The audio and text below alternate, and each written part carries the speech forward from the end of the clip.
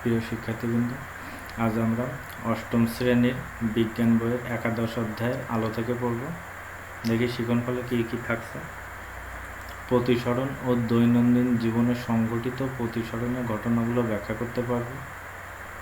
Optical ফাইবারের কাজ ব্যাখ্যা করতে পারব। ম্যাগনিফাইং গ্লাসের কাজ ব্যাখ্যা করতে পারব।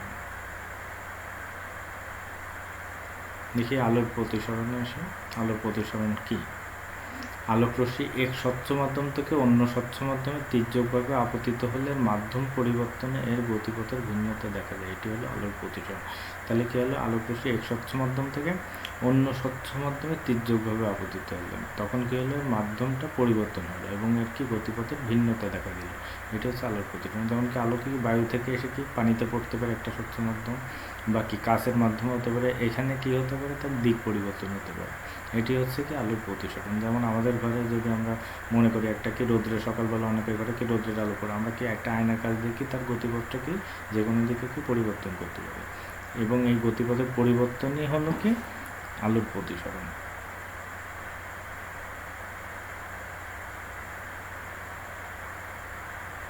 আচ্ছা, একটু পড়ে দেখি।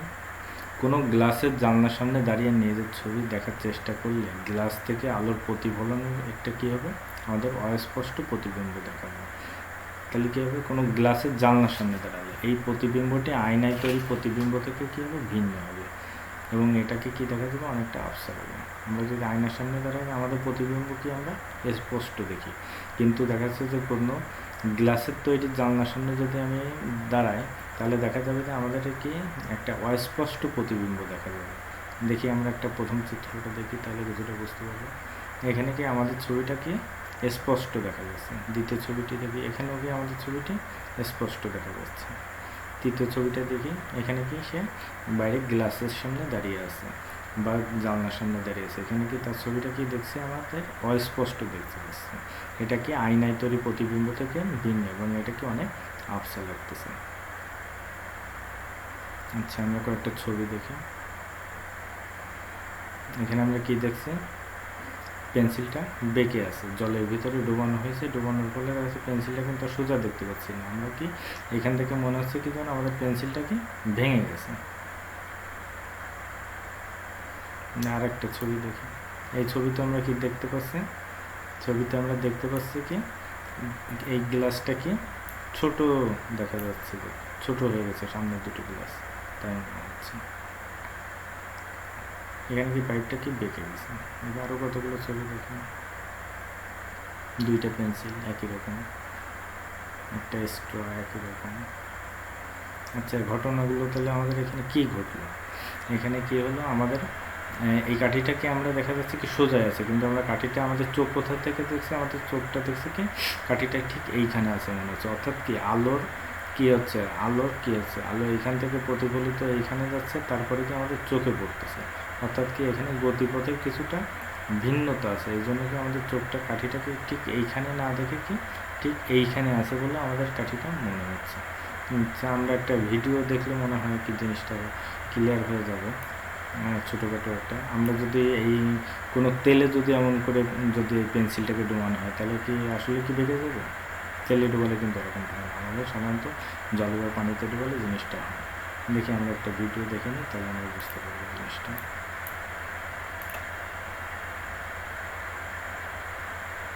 এখানে কি জলে ডুবানো হবে। এবার কি এটা আমরা কী করছি? এটা আমরা তেলে ডুবাচ্ছি। এখানে কিন্তু বাকি নেই।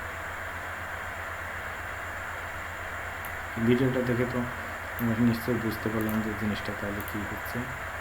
আচ্ছা, আসি।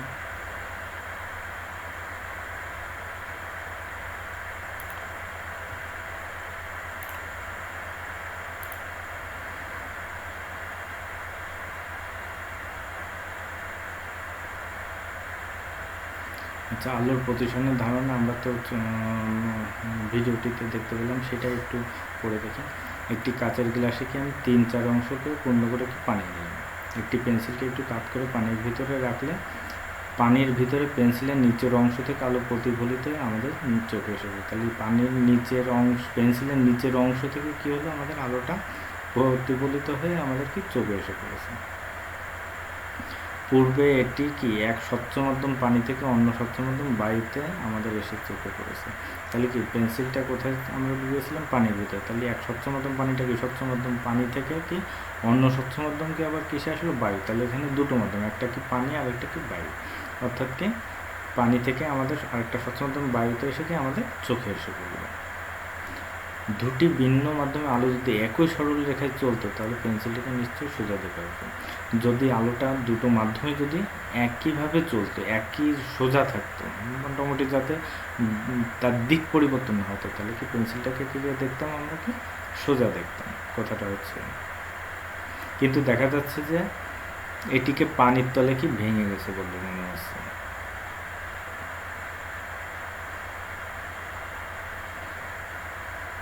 আচ্ছা, তাহলে সেই আলোর প্রতিসরণের সংজ্ঞাটাই এখানে চলে আসতে পারে একরকম। আলো যখন এক স্বচ্ছ মাধ্যম থেকে অন্য স্বচ্ছ মাধ্যমে প্রবেশ করে তখন এর গতিপথের দিক পরিবর্তন করে। আলোক রশ্মির দিক পরিবর্তনই হচ্ছে কি এর আলোর প্রতিসরণ। তাহলে আলোর প্রতিসরণ কি দিক পরিবর্তন করে, এটা হচ্ছে আলোর প্রতিসরণ। এবার একটা কথা হচ্ছে, আলোটা যদি দেখা যাচ্ছে যে এখানে কি একটু কাতো হয়ে গেছে, কিন্তু আলোটা যদি কাতো হয়ে না যে লম্বালম্বিভাবে এক মাধ্যম থেকে অন্য মাধ্যমে যেত, তাহলে কি এর গতিপথের দিক পরিবর্তন হতো না। করে দেবে লম্বভাবে আলো এক মাধ্যম থেকে অন্য স্বচ্ছ মাধ্যমে যাওয়ার সময় এর গতিপথে কোনো দিক পরিবর্তন হবে না।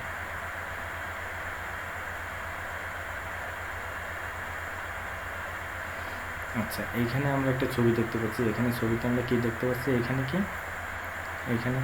এখানে হচ্ছে বায়ু মাধ্যম, উপরে কি আমাদের বায়ু মাধ্যম থেকে আমাদের এইখানে কি আছে? পানি মাধ্যমে কি আলোটা প্রবেশ করছে। বায়ু মাধ্যমে আলোটা এসে এখান থেকে পানি মাধ্যমে এইভাবে বেরিয়ে গেছে। এটা কি হচ্ছে? আপতন কোণ, এটা কি প্রতিসরণ কোণ। তাহলে কি আমাদের এখানে কি দেখতে পাচ্ছি? আপতন কোণের মান একটু বেশি, কিন্তু প্রতিসরণ কোণের মান কি একটু কম দেখতে পাচ্ছি। আচ্ছা, আমরা একটু পড়ে দেখি কি আছে লেখা।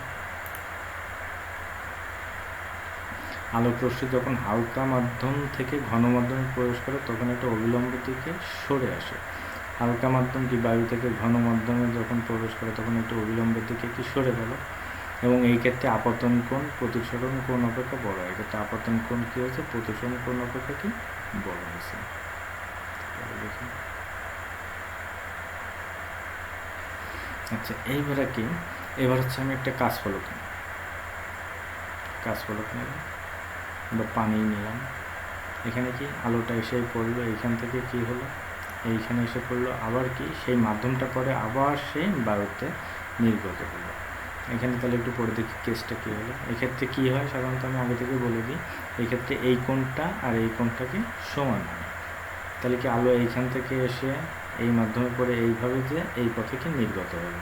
তাহলে পরে দেখি, আলোক রশ্মি প্রথমে একটি মাধ্যম যেমন কি বায়ু থেকে অন্য একটি মাধ্যম কাছে কি প্রতিসারিত হয়, এবং পুনরায় একই মাধ্যম বায়ুতে নির্গত হলে আপতন কোণ ও নির্গত কোণ সমান হয়। তাহলে যে কোনো একটা মাধ্যম থেকে কাঁচ, যেমন বায়ু কাছে এখানে বলা হয়েছে কাছে যদি প্রতিসারিত হয় পুনরায় একই মাধ্যম কি বায়ুতে যদি নির্গত হয়, তাহলে কি হলো? এই আপতন কোণ আর কি নির্গত যে কোণটা হলো এটা কি হয়? সমান হয়। আপতিত রশ্মি, প্রতিসারিত রশ্মি এবং আপতন বিন্দুতে দুই মাধ্যমে বিভেদ তলে অঙ্কিত অবিলম্ব একই সমতলে। তাহলে আপতিত রশ্মি, প্রতিসারিত রশ্মি, আপতন বিন্দুতে দুই মাধ্যমে বিভেদ তলে অঙ্কিত যে অবিলম্ব দুটো কি একই সমতলে আছে।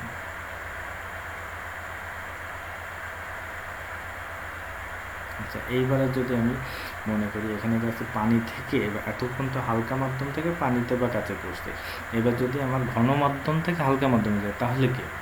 এই ক্ষেত্রে কী হচ্ছে? এই কোণটা ছোট হচ্ছে, এই কোণটা কী হচ্ছে? আমার বড় হচ্ছে। সেক্ষেত্রে আপতন কোণ কি ছোট হয়ে যায়। দেখি একটু পড়ে দেখি। অনুরূপে আলোক রশ্মি যখন ঘন মাধ্যম থেকে হালকা মাধ্যমে প্রবেশ করে তখন এটিকে অবিলম্ব থেকে কী হয়? দূরে সরে যায়। এক্ষেত্রে কী হয়? আপতন কোণ প্রতিসরণ কোণ অপেক্ষা কী হয়ে যায়? ছোট হয়ে যায়। আলোক রশ্মি যখন অবিলম্ব বরাবর আপতিত হয় তখন আপতন কোণ, প্রতিসরণ কোণ ও নির্গত কোণের মান সমান হয়, এক্ষেত্রে কী বলে অবিলম্ব, মানে যদি কখনো লম্বা বরাবর আপতিত হয়, সে কথা বারবারই বলছি, সেক্ষেত্রে কি আপতন কি লম্বালম্বি হয়ে যায়, সেক্ষেত্রে আপতন কোণ প্রতিসরণ কোণ নির্গত কোনো মান থাকবে না, আলোটা কি সোজাসুজিভাবে চলে যাবে। আলোর প্রতিসরণে বাস্তব প্রয়োগে আসি আমরা একটা। এখানে কি আলোর প্রতিসরণ মুদ্রার অবস্থার পরিবর্তন, ঘটনাটা কি ঘটবে, আমরা পয়সাটা একটা পাত্রে রাখবো, পাত্রে রাখার পরে এমন দূরত্বে দাঁড়াবো যাতে আমাদের পয়সাটাকে আমরা দেখতে না পাই। এবার কী করলাম, আমি একজনকে দূর থেকে বলবো পাত্রের ভিতরে পানি ঢেলে দেবো, আস্তে আস্তে করে পানি ঢালবে, দেখা যাবে যে আস্তে আস্তে করে আমি এক সময় এমন একটা সময় আসবে যখন আমি পয়সাটাকে দেখতে পাবো। কেন আমি পয়সাটা দেখতে পাচ্ছি, আলোরে প্রতিসরণের কারণে। আচ্ছা আমরা একটু পরে দেখি। একটি স্টিলের মগ বা চীনামাটির বাপ থেকে মুদ্রা নিই, এখন তোমার চোখে এমন স্থানে রাখো যখন তুমি মুদ্রাটিকে দেখতে না পাও। এবার অন্য একজনকে ধীরে ধীরে মগ বা পাত্রে পানি ঢালতে বলি, পর্যবেক্ষণে আস্তে আস্তে মুদ্রাটিকে দেখা যায়। অর্থাৎ প্রতিসরণের ফলে আলো কী হলো, ঘন মাধ্যম থেকে হালকা মাধ্যমে, ঘন মাধ্যম থেকে কী হলো হালকা মাধ্যমে বায়ুতে চোখে প্রতিসরিত হওয়ায় মুদ্রাটির কি অবাস্তব প্রতিবিম্ব দেখা যায়। অর্থাৎ মুদ্রাটি মনে হচ্ছে কি আমার এইখানে আছে, আমরা চোখে কি দেখতে পাচ্ছি কি এইখান থেকে। অর্থাৎ কি মুদ্রাটি কি আগে আমি কিন্তু দেখতে পাচ্ছিলাম, কিন্তু পানিটা দেওয়ার পরে মাধ্যম ভিন্ন হয়ে যাওয়ার কারণে কি আলোটা কি আলোর গতিপথের পরিবর্তনের কারণে মুদ্রাটা কি ঠিক এইখানে আছে বলে আমাদেরকে মনে হচ্ছে।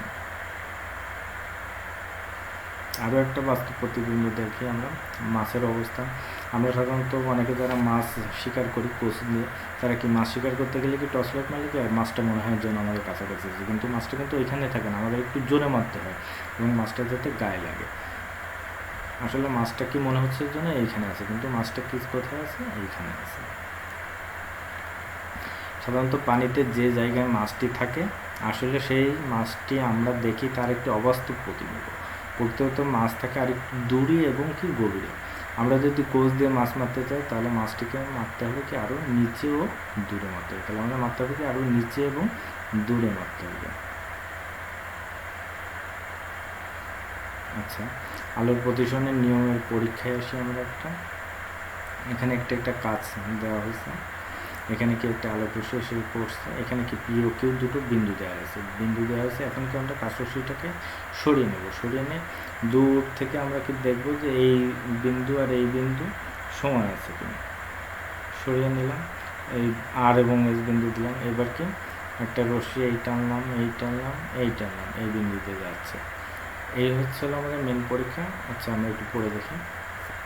একটি কাঁচ ফলকে একটি সাদা কাগজে কেন্দ্র রাখি, একটা সাদা কাগজে কেন্দ্র রাখলাম, চারিদিকে কি করলাম দাগাঙ্কিত করলাম। এখানে কি আপতিত রশ্মি কি এবি, 5 সেন্টিমিটার দূরত্বে এবি রেখার উপর কি করলাম পি ও কিউ দুটো পিন খারাপভাবে রাখলাম। এখানে কি আমি দুটো পিন খারাপভাবে রাখলাম।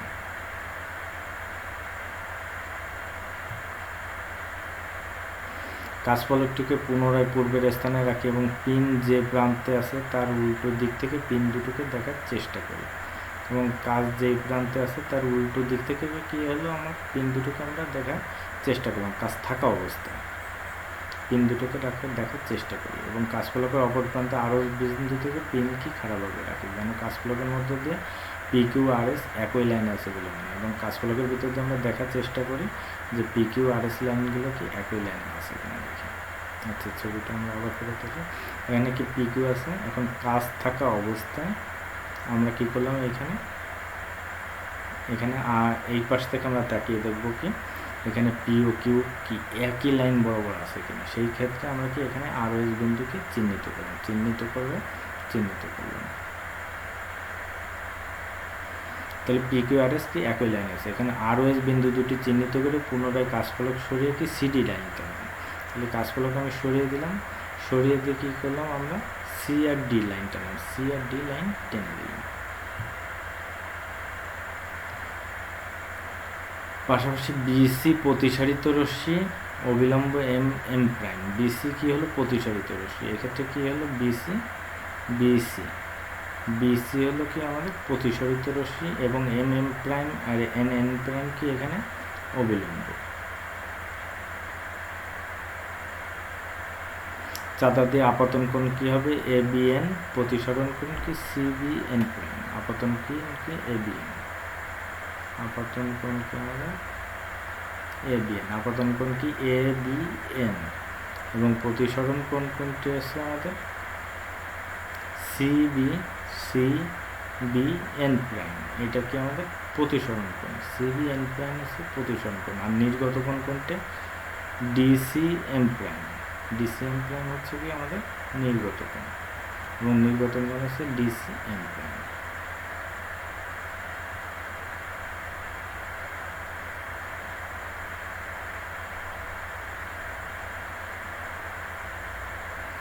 আচ্ছা, এবার আমরা একটু অপটিক্যাল ফাইবার সম্বন্ধে জানবো। অপটিক্যাল ফাইবারের ছবি দেখি। আসলে আমরা এখানে একটা তার দেখতে পাচ্ছি, কতগুলো তারের সমষ্টি, এবং এর ভিতর থেকে কি অনেকগুলো তার গেছে। কিন্তু আসলে আমরা তার বলতে বুঝি কি, তামার বোঝায়, রূপার তার, দস্তার তার, স্টিলের তার। কিন্তু এই তারগুলো কিন্তু আসলে কিন্তু তামা, লোহা বা দস্তা এমন কিছুই কিন্তু এর ভিতরে নেই। এর ভিতরে কি আছে, শুধু কাঁচতন্তু। এর ভিতরে কি আমরা লাইটের মতো আলো দেখতে পাচ্ছি, সবাই যদি খেয়াল করি লাইটের মতো আলো। এর ভিতরে কি আমাদের তথ্যগুলো আদান প্রদান হয় কি এই লাইটের মাধ্যমে, অর্থাৎ আলোক রশ্মির মাধ্যমে। এখানে কোনো বৈদ্যুতিক সংযোগের প্রয়োজন নেই। বৈদ্যুতিক সংযোগ মানে কি, এখানে বৈদ্যুতিক সংযোগের প্রয়োজন আছে, কিন্তু এখানে আমাদের তথ্যগুলো কি পাস হচ্ছে কি এই আলো দ্বারা। আমাদের সকল তথ্য কি আলোর গতিতে পাস করছি, এখানে আলোর মাধ্যমে, আলোর সংকেত দিয়ে। এই ক্ষেত্রে কি হয়, সাধারণত আমাদের তথ্যগুলো কি যাতায়াতে কি কোনো আগের থেকে তারের মাধ্যমে যে দ্রুত গতিতে তথ্য পাঠানো সম্ভব, কিন্তু এখানে কি তার থেকে অনেক হাজার গুণ বেশি থেকে আমাদের তথ্যগুলোকে পাঠানো সম্ভব হয়। এক্ষেত্রে কি আমাদের তথ্য পথের মাঝখানে কোথাও বিভ্রান্তি বা কোনো কিছু শেষ প্রান্তে না যাওয়া পর্যন্ত কি এটা কি গতি একই থাকে। আচ্ছা, আমরা একটু পড়ে দেখি। আরও কয়েকটা ছবি দেখা যাচ্ছে। অপটিক্যাল ফাইবার কি, অপটিক্যাল ফাইবার হলো একটি খুব সরু কাঁচতন্তু। এটা আমি বলেছি কাঁচ, মানুষের চুলের মতো চিকন এবং কি নমনীয়। আলোক রশ্মিকে বহনের কাজে এটি ব্যবহার করে। এর ভিতর দিয়ে কি শুধু আলোক রশ্মি যায়। আলোক রশ্মি যখন এই কাঁচতন্তুর মধ্য দিয়ে প্রবেশ করে, তখন এর দেয়ালে পূর্ণ অভ্যন্তরীণ প্রতিফলন ঘটে। অর্থাৎ কি এক প্রান্ত দিয়ে আলোর দিয়ে কি তথ্য পাঠিয়ে দেওয়া আছে, অপর প্রান্ত দিয়ে কি সেই তথ্যটা কি বেরিয়ে আসছে। এই প্রক্রিয়া চলতে থাকে আলোক রশ্মি কাঁচতন্তুর অপর প্রান্ত দিয়ে বের না হওয়া পর্যন্ত। আচ্ছা, এই অপটিক্যাল ফাইবার কোথায় কোথায় প্রয়োজন হয় একটু করে দেখুন। ডাক্তাররা কী করে, মানবদেহের ভিতরে কোনো অংশ, যেমন পাকস্থলী, কোলন দেখার জন্য যে নলটি ব্যবহার করেন, এটি একগুচ্ছ অপটিক্যাল ফাইবারের সমন্বয়ে গঠিত। অপটিক্যাল ফাইবার কোথায় এখন ব্যবহৃত হচ্ছে, টেলিযোগাযোগ ক্ষেত্রে ব্যবহৃত হচ্ছে। এখানে অনেকগুলো সংকেত প্রেরণ করা হয়। সংকেত দূরে যাক না কেন, এর শক্তি কি হ্রাস পায় না। অর্থাৎ এর যত দূরে আমি সংকেত পাঠাই না কেন, আমাদের তথ্যটা কি সঠিক তথ্য। এবং আগে যেখানে দেখা যাচ্ছে যে আমাদেরকে একটা লাইনের মাধ্যমে দেখা যাচ্ছে লাইন বিজি হতো, এখানে কি আমাদের হাজার হাজার লাইন সেই একই লাইন দিয়ে কি পাঠানো সম্ভব হচ্ছে এই তারের সঙ্গে।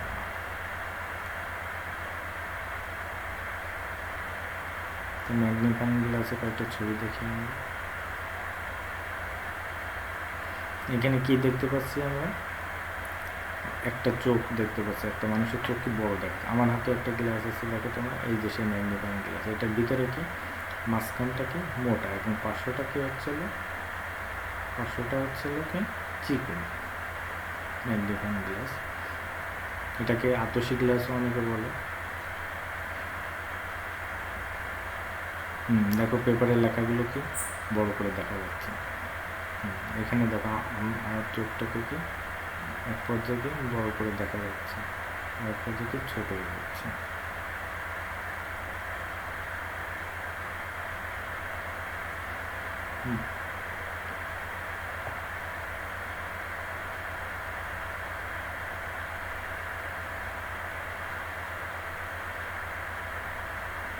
আচ্ছা, পরে দেখি।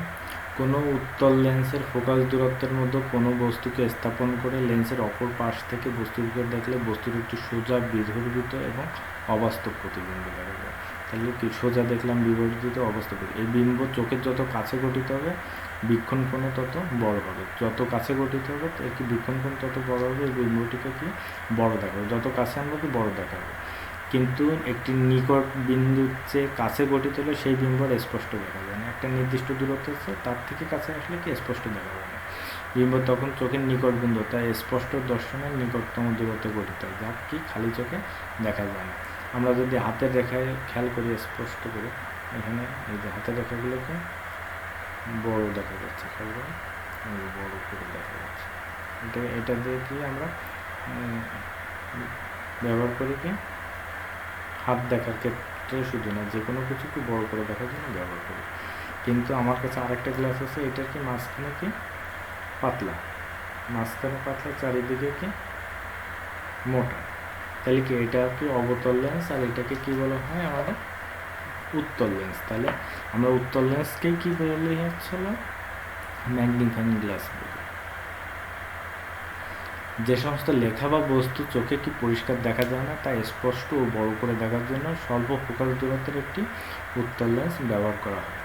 উপযুক্ত ফ্রেমে আবদ্ধ এই উত্তল লেন্সকে বিবর্ধক কাচ বা গঠন কাচ বা সরল অনুবীক্ষণ যন্ত্র বলে। এই যন্ত্রে খুব বেশি কি বিবর্ধন পাওয়া যায় না। আচ্ছা, আমরা একটি যৌথ কাজ নিই। অপটিক্যাল ফাইবারে কেন কাচতন্তু ব্যবহৃত হয় যুক্তি দিয়ে দেখা। পুকুরে গোসল করার সময় আমরা সিঁড়িকে তুলনামূলক কাছে দেখতে পাই কেন। ম্যাগনিফাইং গ্লাস দিয়ে কীভাবে আগুন জ্বালানো সম্ভব। মূল্যায়নে আসে। আলো ভিন্ন মাধ্যমে গতিপথ পরিবর্তন করে কেন। সংকট কোণ কি। ম্যাগনিফাইং গ্লাস দেখতে কেমন। অপটিক্যাল ফাইবারে যে তার ব্যবহৃত হয় তা কি তামা, সিলভার, রূপা না কাঁচ দিয়ে তৈরি। দৈনন্দিন জীবনে বিভিন্ন কার্যক্রমে আলোর কী অবদান আছে। একটা বাড়ি কাজ নিয়ে আলো নিয়ে তোমার দেখা কয়েকটি কার্যক্রম দেখে।